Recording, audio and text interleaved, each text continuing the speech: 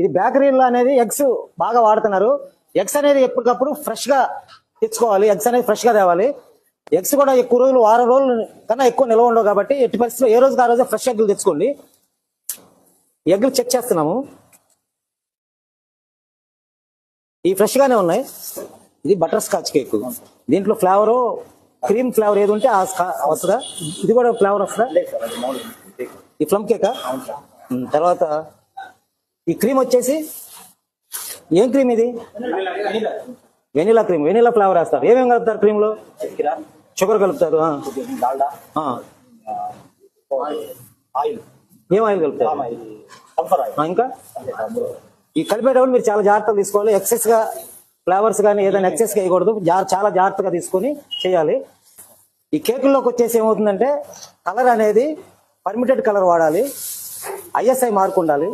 Food safety licence ఉండాలి. Limited గా వాడాలి. 100 ppm కనుక దాటితే మీ మీద కేసులు పెడతాం జరుగుతుంది. శాంపిల్ తీసి కేసులు పెడతాం. 100 ppm దాటకోకుండా పర్మిటెడ్ కలర్, FSSAI లైసెన్స్ ఉన్న కలర్సే వాడండి.